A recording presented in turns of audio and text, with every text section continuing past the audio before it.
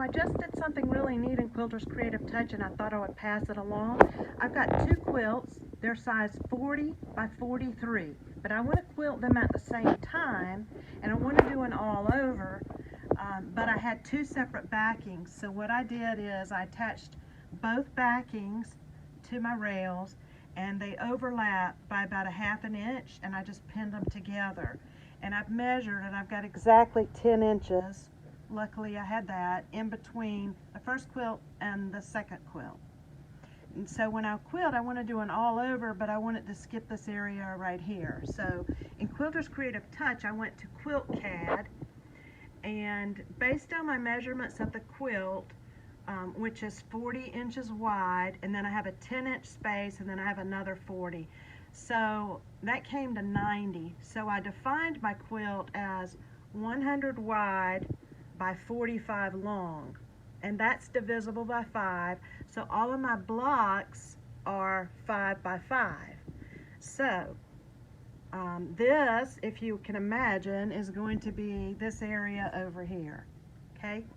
And so this basically starts my quilt. So I did the first one, and I figured out my placement, and I'll show you how I did it on the second quilt. So I know I want to skip these two columns because I want to skip a 10-inch area. So I came here and I merged. I'm leaving this last row because that is where my clamps are.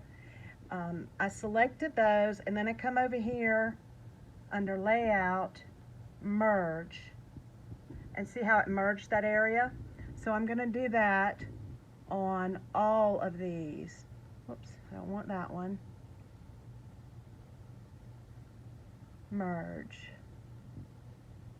And you unselect it, then select the next area to merge, merge, unselect, select an area, merge, unselect, and this last one is only going to stitch 5 inches, but I want it to be the same height, so that's going to be a little tricky, so I'll show you what I did on that too.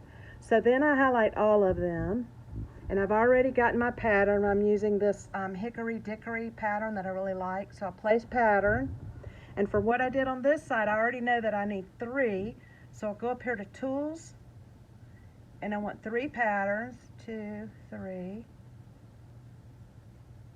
and then I want them to connect, so I'm saying nest by ends, and see how that did. So now I need to come back to layout, and I'm going to change the size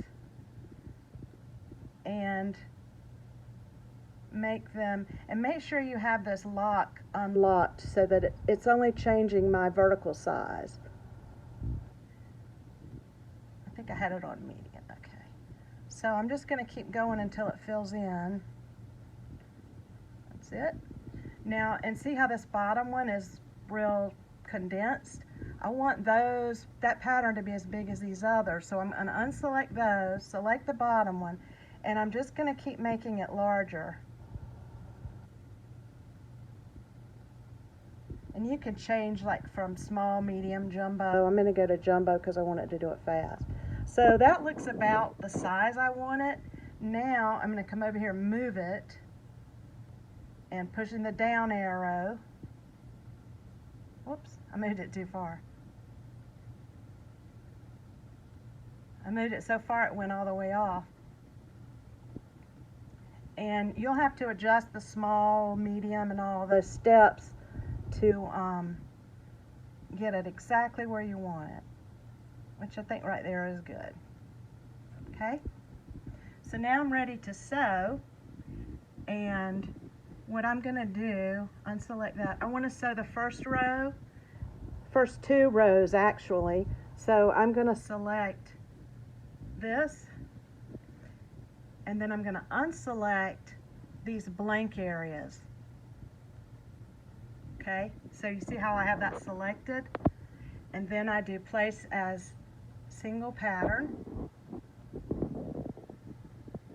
and it's coming up with these dots at the top because I had that one row a little too high, so I'll just go up to optimize, check for breaks, animate stitching, and I want to keep this particular break, so I don't want to remove it, but I do want to remove these. So yes, yes I want to remove, and yes I want to remove, and no I don't want to remove connect the first and last points. I see it remove those.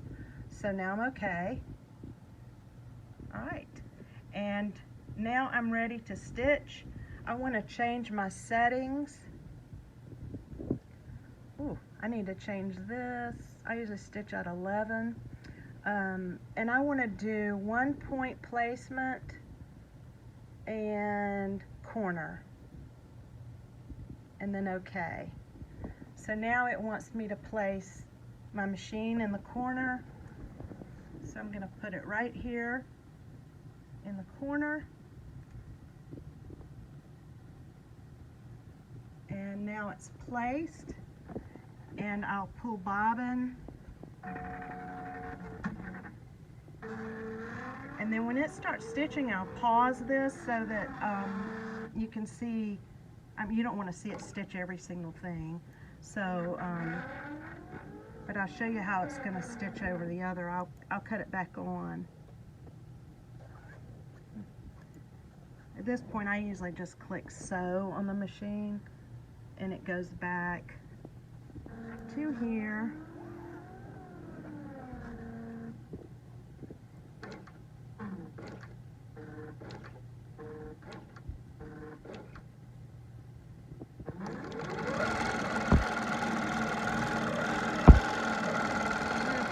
And I don't know how to hit pause on my phone to do this. And now, oh, I just did a crazy thing. I don't know if you've ever done this, but my thread from my last quilt was in here, and I usually tie off over here with a new thread. And I did tie it off, but I didn't pull it all the way through, and you can see where it gave out right here. But that knot went right through the needle and everything. So this is going to sew. When it gets to the end, I'll try to record a second video.